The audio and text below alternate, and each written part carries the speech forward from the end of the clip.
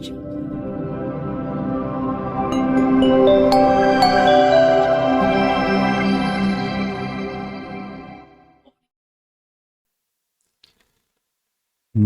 tassa bhagavato arahato sama sambuddhassa. Namo tassa bhagavato arahato sama sambuddhassa. Namo tassa bhagavato arahato sama sambuddhassa. Yo dhamma carikayena wacaya udacetasa idewanang pasangsati pecasake pamodati ti. Siapapun yang melaksanakan dhamma, baik melalui pikiran, ucapan, maupun perbuatan, saat hidup di dunia, ia dipuji para bijaksanawan. Ketika kematian tiba, ia terlahir di alam bahagia.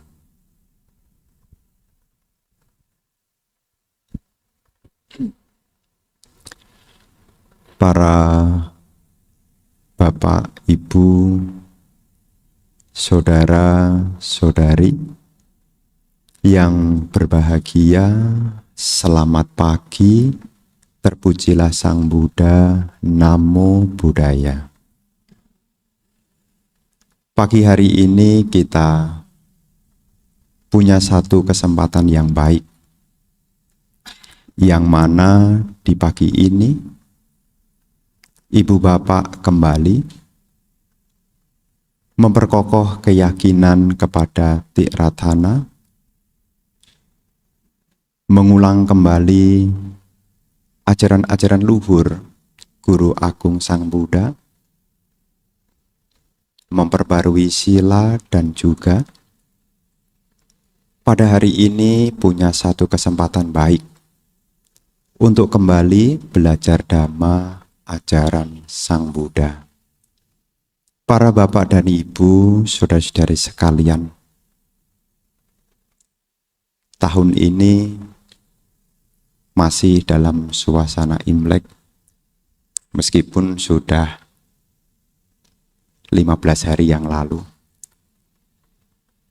Tetapi meskipun sudah berlalu, tidak ada salahnya jika saya juga turut mengucapkan Kyonghee, selamat tahun baru. Semoga di tahun yang baru ini keberkahan menyertai Bapak Ibu dan harapan baik di tahun ini bisa terwujud menjadi kenyataan. Para bapak dan ibu, saudara-saudari sekalian, apa yang ingin Bante sampaikan di hari ini? Seperti apa yang mungkin sudah ibu bapak telah ketahui, berkenaan dengan tema yakni bebas dari bahaya. Tentu di dalam kehidupan kita, tidak hanya di kehidupan sekarang, tetapi juga di kehidupan yang akan datang, kita mengharapkan dalam hidup ini adalah sesuatu yang baik, sesuatu yang menyenangkan, sesuatu yang menenteramkan, dan juga sesuatu yang membahagiakan. Saya pikir ini adalah satu kehendak yang mungkin kita juga harapkan bersama. Secara Dhamma, apa yang kita harapkan, ini semua sebetulnya bisa menjadi kenyataan selama kita berupaya untuk mengkondisikannya. Kondisi-kondisi inilah yang perlu kita upayakan. Seperti saya perhatikan ibu-ibu, bapak-bapak hari ini hadir dengan rapi, dengan penampilan yang menarik. Ini bukan juga serta-merta loh. Anda sampai sini dengan penampilan yang menarik, rambutnya disisir dengan bagus juga, pakaian yang dikenakan juga tidak salah kostum juga. Kenapa bisa menampilkan hal yang terbaik seperti ini? Karena sebelum dari sini, Anda sudah mengkondisikan. Betul kan ya? Sebelum Anda dari sini, dari rumah sudah dikondisikan. Tahu hari ini hari Minggu, tahu hari ini mau ke wihara, sehingga apa? Dipersiapkan dengan baik. Dan sebelum meyakinkan dirinya sampai sini, ada satu momen yang tidak ketinggalan. Bukan masalah baju, bukan masalah sisir, tapi masalah bercermin. Hampir saya katakan, yang hadir di sini, entah ngaku entah tidak, dipastikan mungkin 80% itu cermin dulu loh. Sebelum meninggalkan rumah, bahkan sampai wihara, mungkin di wihara ada toiletnya. Di toiletnya pun itu juga kadang, karena saya di sini belum melakukan survei, jadi saya tidak tahu apakah di toilet bapak-bapak ini juga ada cermin. Kadang-kadang sebelum masuk ke Dhammasala, kemudian ke kamar kecil dulu, kadang-kadang di situ juga rapi-rapi dulu loh. Dan rapi-rapinya pun juga di depan cermin. Kenapa kita perlu bercermin? Ada beberapa alasan. Alasan yang pertama, kenapa kita bercermin? Supaya yang pertama, tidak ada kesalahan. Makanya dirapi-rapikan, dipastikan alis kanan dan alis kiri kira-kira sudah sama atau belum. Bagaimana sisirannya, apakah sudah rapi atau belum. Biasanya ke kiri, jangan coba-coba ke kanan. Jadi kita bercermin alasannya tidak lain adalah supaya yang pertama, meminimalisir kesalahan. Karena kalau salah itu tidak enak loh. Makanya supaya tidak ada kesalahan, meyakinkan diri kita sebelum berjalan, kita bercermin dulu. Jadi kita bercermin alasan yang pertama, untuk mengurangi kesalahan. Alasan yang kedua, dengan kita bercermin, membuat kita tidak malu. Makanya kadang-kadang kan dipastikan. Kalau di daerah, dulu saya suka perhatikan, saya punya orang tua. Dulu ya, saya perhatikan saya punya orang tua. Kalau hendak mau berpergian, selain make up, menata rambut. Dan pada saat menata rambut, saya perhatikan saya punya orang tua. Itu cerminnya tidak cukup satu loh. Jadi satu di depan, cermin yang besar, dua cermin kecil di belakang. Mungkin ibu-ibu mungkin masih ada yang begitu, atau tanya sama suaminya, sudah pas atau belum? Tapi saya punya orang tua, dulu begini. Kenapa? Supaya sebelum pergi juga tidak muncul rasa malu. Malu dilihat orang. Ya, takutnya nanti salah pasangannya. Jadi dipaskan dulu. Dan yang jelas, ketika kita berpergian sudah dengan bercermin, kita datang dengan perasaan bahagia. Nah, Bapak dan Ibu, saudara-saudari sekalian, kenapa saya ambil tentang perumpamaan cermin? Ini sebetulnya juga ada kaitannya dengan apa yang akan saya bahas. Karena dalam kehidupan kita ini, kita mengharapkan kebahagiaan. Kadang-kadang persiapan kita sudah ada semua, hanya kurang satu. kurang bercermin. Persiapannya semua sudah ada, tidak kurang. Sarana-sarana sudah mendukung. Kondisi-kondisi sudah ada. Kurangnya cuma satu, kurang bercermin. Ibu bapak bisa bayangkan, ibu-ibu bisa bayangkan. Di rumah ada make up.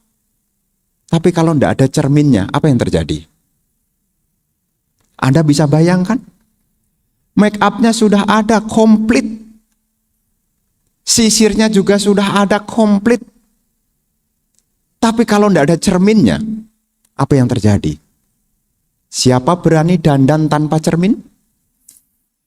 Siapa yang berani dandan tanpa cermin? Pasti semua orang kalau berdandan, yang meskipun dia tidak punya kontribusi langsung, tapi punya pengaruh besar, yaitu cermin. Cermin itu tidak punya kontribusi besar, tidak punya kontribusi langsung, tapi dia punya kontribusi besar. Karena kalau make upan yang dipakai bukan cermin loh. Anda mau mewarnai bibir Anda, yang dipakai lipstick. Anda mau menambahkan Anda punya alis, yang dipakai eyeshadow. Betul kan ya? Takutnya salah gitu loh. Ya. Tapi ketika Anda melakukan penambahan itu, meskipun dia tidak punya kontribusi secara langsung, tapi dia punya kontribusi besar adalah cermin. Sama dalam kehidupan kita. Kadang-kadang kita mengharapkan yang bagus. Kadang-kadang kita mengharapkan yang membahagiakan. Tapi kadang-kadang kita tidak punya waktu untuk bercermin. Semua dikerjakan dengan buru-buru, apalagi buru-buru emosian. Karena kalau sudah terburu emosi, tidak sempat bercermin. Karena kalau mau bercermin itu pakai mikir. Kalau orang emosi tidak pakai mikir. Makanya kalau Anda emosi pernah mikir enggak? Kok hari ini rasanya saya kok mau marah ya? Justru kalau tahu rasanya mau marah, enggak jadi marah loh. Saya hari ini itu sebetulnya mau ngomel sama dia. Meskipun jadi ngomelnya jadi teratur. Kenapa? Mikir dulu. Kehidupan yang kita jalankan, sebetulnya semua ini baik-baik saja loh. Asal sebelum kita melakukan, kita mau bercermin. Sebetulnya pada dasarnya kita ini baik semua loh. Pada dasarnya. Pada dasarnya kita ini baik semua dan punya bibit jadi orang baik. Selama mau bercermin. Bercermin ini artinya merefleksikan diri. Ada orang yang mengatakan, Bante, saya ini marah loh Bante, pemarah Bante. Kalau Anda jadi orang suka bercermin, tapi bukan bercermin di toilet tadi loh ya. Sebentar-bentar ke toilet, cermin dulu. Yang dimaksud bercermin di sini adalah merefleksikan diri. Maka Anda akan terhindar dari yang pertama. Bahaya yang pertama. Sebelum Anda melakukan sesuatu, Anda bercermin dulu, Anda akan bebas dari bahaya yang pertama. Yang disebut dengan, bahasa Palinya adalah atanuwada bayang. Atanuwada bayang. Jadi kalau kita sebelum melakukan kita bercermin dulu, kita bebas dari bahaya yakni menyalahkan diri sendiri. Namanya attawada nubayang. Jadi kalau sebelum kita melakukan sesuatu kita bercermin dulu, kita tidak akan mungkin muncul rasa bersalah. Pernah ibu bapak muncul rasa bersalah? Sampai mengatakan, aduh keliru, kok bisa ya saya begitu? Kenapa bisa seperti itu? Karena ketika Anda berperilaku, Anda belum sempat untuk merefleksikan dulu. Di dalam penjelasan dikatakan bahwasanya ketika seseorang merefleksikan diri, dia merenungkan, jika saya berbuat berbicara, berpikir yang buruk, saya akan menyalahkan diri saya sendiri. Karenanya itu saya berusaha untuk bertindak, berbicara, berpikir yang baik. Kalau ibu bapak berbicara, bertindak, berpikir yang baik, kira-kira ada rasa bersalah enggak? Enggak ada. Kenapa kita punya kecenderungan rasa bersalah? Ya karena kita ketika berperilaku belum sempat bercermin. Cermin itu membawa keindahan. Karena dengan bercermin semua akan menjadi indah. Makanya kalau pergi ke salon, di depan tukang salon dibuat besar-besar, yaitu cermin. Makanya cerminnya besar. Kita dipotongin dari belakang ya, tukangnya motongin belakang. Kurang sedikit, kebanyakan, samakan dengan yang kiri. Hasilnya jadi indah. Kenapa? Bercermin. Tidak ada rasa bersalah. Karena dalam kehidupan kita ini, ibu bapak, ini perlu diperhatikan. Karena dari hal-hal yang kecil, kalau tidak diperhatikan, ini punya pengaruh yang besar. Makanya ada beberapa kasus-kasus nyata, ya sampai ada orang tidak bisa memaafkan dirinya sendiri, ya karena salahnya bagi dirinya dinilai berlebihan, sehingga apa? Dia dihantui rasa bersalah. Dan ini saya yakin tidak membahagiakan loh.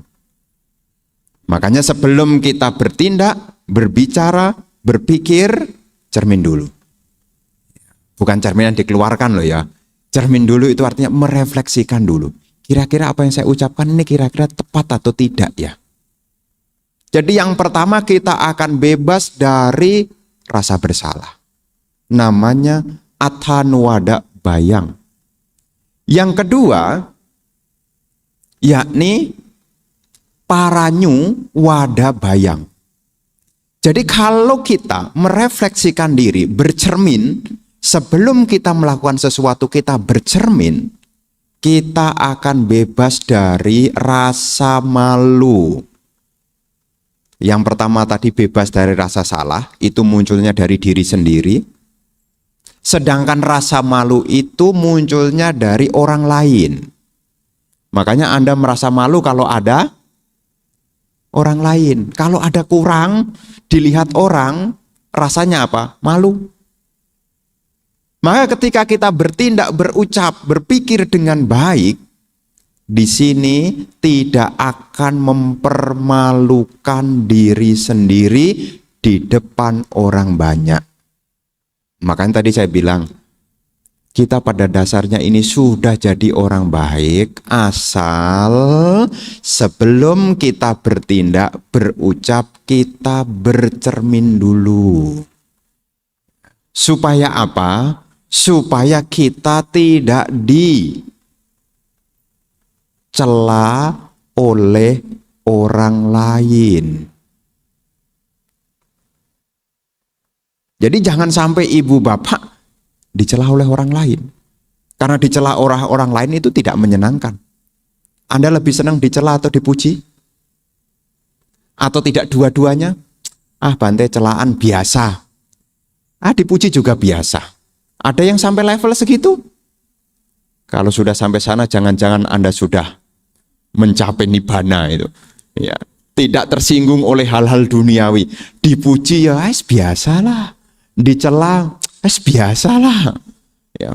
Kemungkinan Anda sebagai orang yang tercerahkan, kemungkinan yang kedua Anda budek. Dipuji celah enggak tahu. Ya. Ya. Jadi ibu bapak saudara-saudari sekalian, kita akan bebas dari celaan yang disampaikan oleh orang lain. Selama kita bercermin dulu.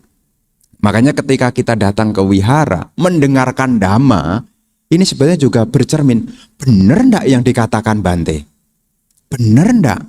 Kapan hari saya ikut ODM diolok-olok orang? Kenapa? Saya sudah ikut ODM tapi diolok-olok orang. Kenapa? Karena saya masih suka berbicara kasar. Kenapa saya suka berbicara kasar? Karena saya berada di lingkungan yang kasar. Kenapa berada di lingkungan yang kasar? Tidak ada pilihan. Jadinya ya mau gimana ya? Jadi kalau ibu, bapak, saudara-saudari sekalian, setiap olok-olokan yang diberikan orang lain kepada kita, itu sebetulnya juga tidak lepas dari apa yang kita lakukan sendiri. Makanya dengan bercermin, tujuannya adalah untuk memperbaiki diri. Makanya kalau kita berbicara, bertindak, berpikir yang baik, maka poin yang kedua, kita akan bebas dari bahaya yang kedua. Bahaya dicela oleh orang lain. Kalau Anda jadi orang baik, sudah berbicara baik, bertindak baik, berpikir baik, kok masih ada orang yang menyela Anda tenang aja. Kenapa saya katakan tenang? Seseorang yang menyerang orang baik itu seperti halnya melempar abu ke langit. Bukan doakan, memang hukumnya begitu. Ya. Jadi bukan doakan, memang hukumnya begitu. Orang baik diserang, hati-hati loh. Makanya kalau Anda mau nyerang orang itu mikir. Karena biasanya orang yang tidak banyak ngomong, doanya manjur. Ya, sekali ngomong langsung cep, hati-hati. Ya, dia rajin ODM, rajin meditasi, tidak banyak ngomong, selalu meninggalkan loba dosa moha. Jadi kalau dia punya pengabulan tidak pakai lama, hati-hati. Jangan gosipin orang yang baik. Kalau memang dia benar-benar baik, cilaka bagi yang gosipin. Seperti menabur. Ya kalau debu kekecilan, menabur tanah ke langit. Set. Apa yang terjadi? Tidak usah eksperimen, ya. Nanti keliliben, ya balik lagi. Makanya ketika Anda supaya bebas dari bahaya yang kedua, dari celaan orang lain, Anda harus merefleksikan diri. Selama ini, bagaimana perbuatan saya? Sudah baik belum? Sampai saat ini, ucapan saya bagaimana? Sudah baik belum? Sampai sekarang, kalau saya mikir, sudah baik belum? Bukan hanya dihitung SPT aja. Tahun ini asetnya menambah. Ini kan dekat-dekat bulan Maret nih, sudah mau bikin laporan SPT nih. Ya. Yang dihitung cuma laporan SPT tahunan. Tahun ini, wah asetnya naik. Kira-kira dilaporkan semua atau tidak ya? Malah yang dipikirkan asetnya tidak sempat berpikir tentang apa yang dilakukan. Kita harus berpikir bagaimana supaya bebas dari bahaya yang kedua, celaan dari orang lain. Karena kalau pada dasarnya kita sudah baik, kita tidak jadi masalah. Kalau seandainya tidak baik, bagaimana Bante? Itulah kesempatan untuk memperbaiki diri. Orang lain kadang bercerita tentang kita, kadang-kadang ada benernya juga loh. Kalau ada benernya diapain? Ya dibenerkan, jangan ngeyel. Kalau ada keliru, ada orang memperbaiki kita, terima kasih. Kan dikatakan di dalam pada, kalau ada orang yang menunjukkan kesalahan kita dan benar kita memang salah, itu diibaratkan seperti seseorang yang menunjukkan harta karun. Jadi kalau ada orang kok menunjukkan tentang kekurangan kita, yang selama ini tidak pernah terpikirkan oleh kita, itu sebetulnya kita berjumpa dengan orang yang menunjukkan harta karun. Kalau ada orang yang menunjukkan harta karun, kira-kira marah atau terima kasih? Kenapa kamu kasih tahu kalau itu harta karun? Itu kan tidak ada. Yang ada, oh terima kasih, selama ini saya pikir itu tidak ada nilainya, ternyata itu bernilai sekali. Oh terima kasih. Jadi kalau ada orang memberi nasihat kepada kita, ternyata itu benar, terima kasihlah. Kadang-kadang ada di masyarakat itu ada ungkapan begini, nanti ya kalau ada kurang dan lebih, nanti sampaikan ya kritik dan saran, malah musuhan. Ya dia ngomong sampaikan kritik dan saran, malah musuhan. Sudah dikritik, sudah dikasih saran, malah jadi musuh. Kadang-kadang kan di masyarakat itu kadang-kadang kotak kritik dan saran itu kosong. Karena kadang-kadang orang tidak mau cari musuh. Ada beberapa tempat itu ada tulisannya kotak saran. Kadang-kadang penyakit saya kan kumat juga, saya isengin. Ini ada yang masukin atau enggak ya?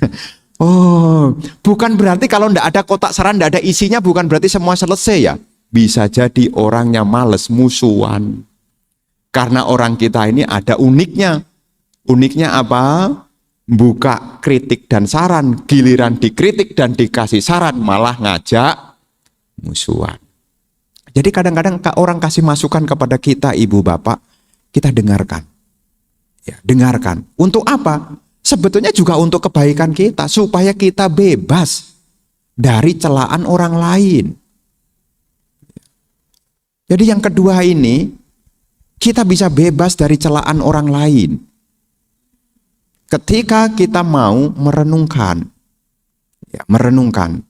Ya, nanti kalau ibu bapak kan dalam satu hari ini kan, setiap aktivitas itu kan selalu ingat cermin.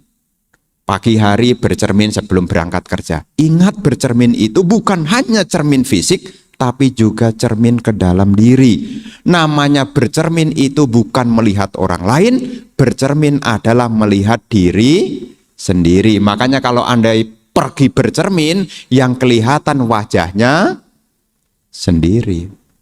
Ini yang kedua. Kita akan bebas dari paranyu wada bayang. Bebas dari celaan orang lain. Bebas dari bahaya muncul dari celaan orang lain. Kemudian yang ketiga. Yang ketiga adalah kalau kita merefleksikan diri, kita akan bebas dari hukuman. Namanya danda bayang.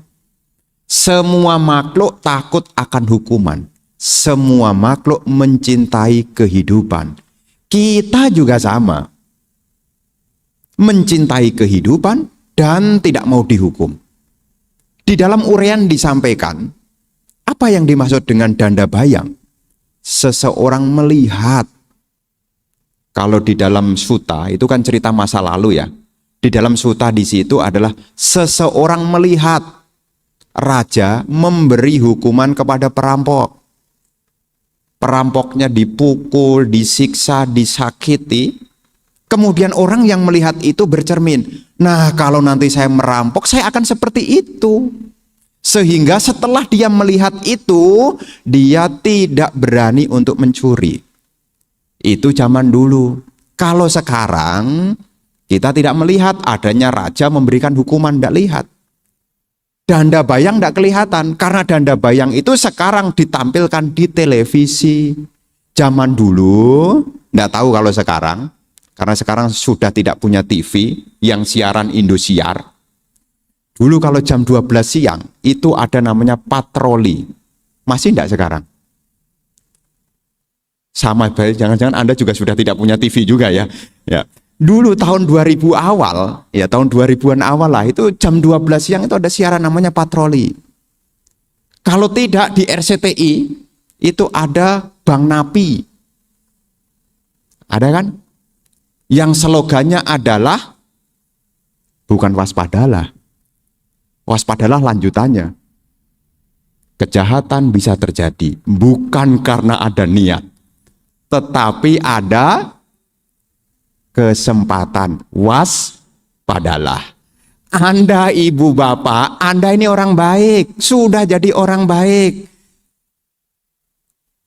Kemungkinan niat untuk jahat tidak ada. Tapi bisa jadi jahat kalau ada kesempatan. Pesannya adalah waspadalah. Waspadalah. Jadi kalau nanti di televisi ada lihat ada kasus, itu sebetulnya danda juga. Bahaya dari mana? Bahaya dari hukuman. Jadi ketika kita melihat orang yang sedang dihukum, orang yang punya masalah, itu juga bercermin. Jangan sampai saya membuat masalah. Jadi merenungkan bahaya akan hukuman. Karena ibu bapak ini pada dasarnya sudah baik. Tapi seperti tadi dibilang Bang Napi, kejahatan terjadi bukan karena ada niat, tapi karena ada kesempatan. Suami istri setia, tidak ada niat selingkuh, tidak ada. Tapi karena ada kesempatan, kapan lagi? Waspadalah, waspadalah. Ini penting ini. Jangan berpikir, Bante kan saya orang baik. Namanya karma itu kan niat, Bante. Betul, karma itu adalah niat. Tapi dari kesempatan bisa muncul niat. Waspadalah. Danda bayang. Bahaya dari hukuman. Ini perlu diperhatikan. Karena kalau Anda bermasalah, ke bawah saya loh. Itu sering ikut ODM-nya Bante itu. Bante itu gurunya. Lah kan saya guru baik, saya bilang. Ya, kadang-kadang gitu kan dikait-kaitkan tuh, yang enggak ada kait-kaitannya dikait-kaitkan. Mumpung belum terjadi, maka saya pesen nih, ada bahaya yang ketiga yang namanya ketakutan akan hukuman. Takutlah. Takutlah kalau berbuat jahat. Karena kalau kita berbuat jahat bukan hanya merugikan diri kita, tapi juga merugikan sekitar kita. Makanya sebisa mungkin yang ketiga ini danda bayang. Ya, danda bayang. Bahaya dari hukuman. Jadi kalau nanti lihat televisi ada kasus-kasus begitu, Anda harus waspada. Ya, waspada. Waspada itu artinya jangan sampai kita bisa seperti itu. Ini namanya bercermin. Apakah kita bisa seperti itu, Bante? Bisa, tapi semoga tidak. Bisa, selama Anda lupa dhamma, lupa menjaga perilaku yang baik, dilupakan, lupa bergaul dengan orang baik, dilupakan, ini bisa mengarah ke sana loh. Makanya yang ketiga ini bahaya juga. Bahaya karena hukuman. Dan yang keempat, disebut dengan bahaya lahir di alam menderita. Namanya dugati bayang. Kalau kita tidak bercermin, tidak merefleksikan diri, tidak berpikir tentang dhamma, kita tidak akan lagi muncul ketakutan. Makanya kadang-kadang orang itu tidak ingat loh. Akibat dari perbuatan buruk bisa membawa terlahir di alam menderita. Anda tidak percaya? Kelahiran masih akan datang kok Bante. Ya silahkan kalau mau dicoba. Tapi jangan minta tolong kepada saya. Bante, saya kan sudah rajin, dana makan. Saya sekarang lagi tersesat di alam menderita, tolonglah saya Bante. Saya hanya bisa ngomong, Bante hanya bisa berdoa. Ya sekarang terimalah karmamu. Jadi yang keempat ini dari jauh-jauh hari kita punya keyakinan bahaya lahir di alam menderita. Namanya dugati bayang, bahaya dari lahir alam menderita. Namanya duk itu sulit. Alam menderita itu sulit. Dugati untuk mencapai tujuan sulit. Makanya kalau lahir di alam menderita mau mencapai nibbana sulit. Mau berbuat baik sulit. Mau meditasi boro-boro. Ya, sulit. Makanya sebelum sulit, kita harus renungkan yang keempat. Bahaya lahir di alam menderita. Apakah mungkin Bante kalau saya jadi orang bisa lahir di alam menderita? Ingat loh ibu bapak, peluang baik sama peluang buruk mana yang lebih dominan? Peluang baik sama peluang buruk mana lebih dominan? Waspadalah. Waspadalah. Ya ini kalau tidak waspada, wah Bante, kok seperti prinsip air ya Bante, mengalir dari tempat tinggi ke alam rendah ya Bante. Kalau Anda tidak hati-hati, tidak punya jet pump, tidak bisa naik loh. Ya, tapi kalau Anda punya jet pump ya bisa naik. Tapi kalau Anda tidak punya kewaspadaan bisa turun. Makanya yang keempat ini kita harus muncul dalam diri kita, bahaya. Oh bahaya lahir di alam menderita. Bahaya lahir di alam menderita. Ya, ini perlu diperhatikan. Ya, karena saya yakin Anda juga lahir kembali kan? Masih lahir kembali enggak kira-kira? Kita ini masih lahir kembali. Kalau seandainya nanti lahir kembali, kira-kira mau alam yang seperti apa? Bahagia? Ya Bante, kalau enggak lahir di alam dewa ya jadi manusia lah Bante. Manusia jenis apa? Ya kaya, ya rupawan, ya umur panjang, ya rajin berbuat baik. Kita bisa punya harapan yang baik ini selama dalam hidup ini kita mau merefleksikan sudah sejauh mana kebaikan yang saya lakukan. Makanya kita mendengarkan dhamma ini, Ibu Bapak, sebagai satu refleksi pencerminan diri. Bagaimana waktu-waktu yang saya jalani ini? Apakah sudah bersama dengan kebaikan? Ataukah masih dikuasai oleh keburukan? Ingat loh ya, pintu kebaikan itu ada 3. Pintu kejahatan juga ada 3. Sama-sama pintunya 3.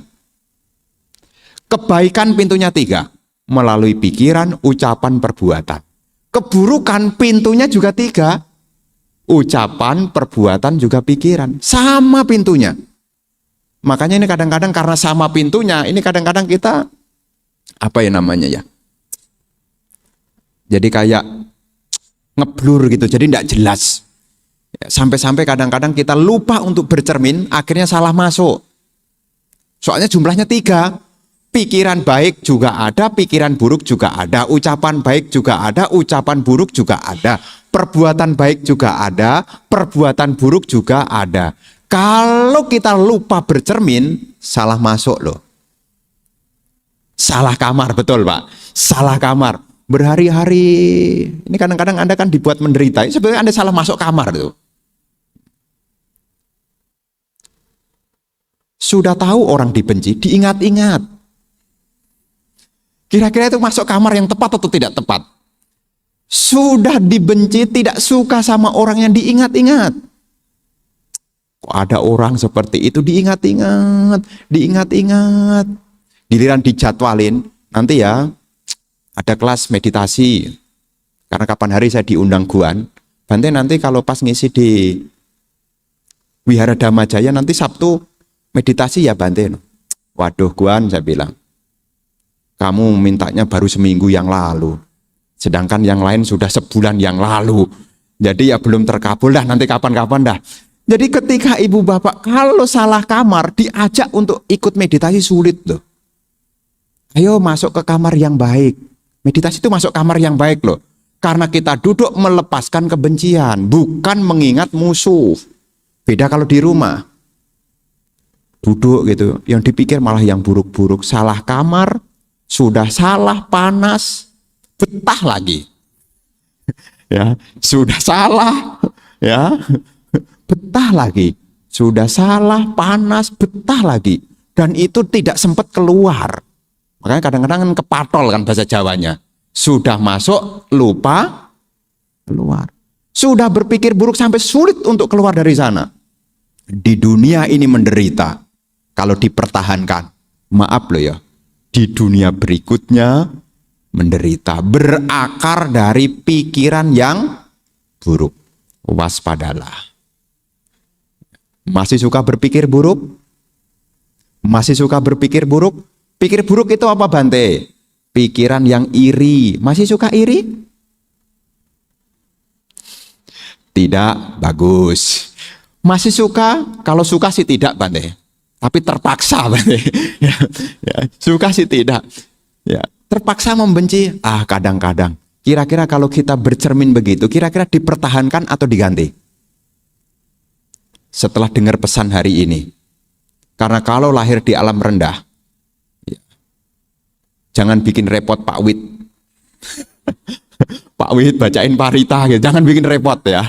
Ya. Jadi Ibu Bapak Saudara-saudari sekalian, dari sekarang kita yang masih punya kesempatan baik, yang keempat kita harus merenungkan bahaya lahir di alam rendah. Karena pintunya tetap 3. Lahir di alam rendah karena pikiran yang buruk, ucapan yang buruk, dan perbuatan buruk. Dan kita sebetulnya juga bisa lahir di alam bahagia. Kondisinya akan bahagia. Selama pintunya juga sama. Ada 3 juga. Pikiran yang baik, ucapan yang baik, dan perbuatan yang baik. Memang kehidupan yang kita jalani ini silih berganti. Kadang-kadang kondisi memaksa kita untuk seperti itu. Tapi ingatlah tentang bahaya. Ya, tentang bahaya. Keiri hatian, kebencian, kadang-kadang kita tersesat dalam hidup ini. Sampai sulit untuk diarahkan karena terbawa emosi. Saya kapan hari ketemu orang yang benci sama orang.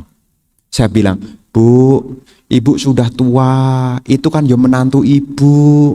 Sudahlah Bu, kalau dulu kurang bakti, dimaafkan. Apa jawabnya? Kira-kira, kalau sudah keburu tersesat, apa jawabnya? Bante tidak jadi saya.